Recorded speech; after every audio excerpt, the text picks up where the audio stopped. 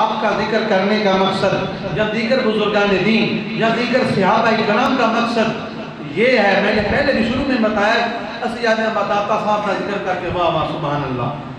ابو بکر صدیق دا کیتا تو واہ واہ سبحان اللہ. حضور نبی پاک صلی اللہ علیہ وسلم دا کیتا تو سبحان اللہ.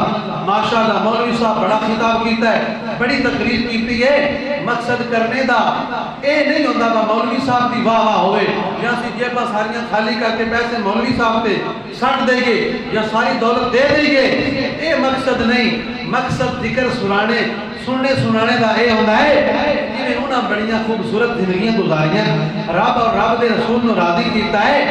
بھائی تسی بھی اوہیں ہی گزارو تے تہاڈے نام ہی تہاڈیاں دے ذکر بھی چرچے ہون دے, تہاڈے نام ہی بلند ہون دے.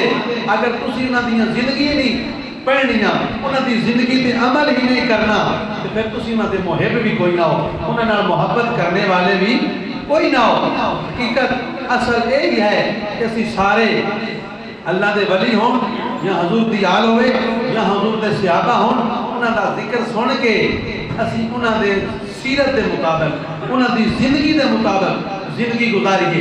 وہ دشمناں نال کیوں جا رویہ رکھدے ہن, وہ ہمسایاں نال کیویں رویہ رکھدے ہن, وہ غریباں نوں صدقہ خیرات کیویں دیندے ہن, غریباں نال معاملات کیویں کردے ہن, رشتہ داراں نال معاملات کیویں کردے ہن. امام حسن و حسین دی سیرت پڑھو. آپ دا میں غلام جڑا کھانا لے کے آیا, دیکھو رستے میں دے اندر برتن ڈگ کے کھانا یعنی گر گیا, برتن ٹوٹ گئے. اس نے قرآن دی آیت پڑھی, امام حسن نے فرمایا جا تن معاف کیتا.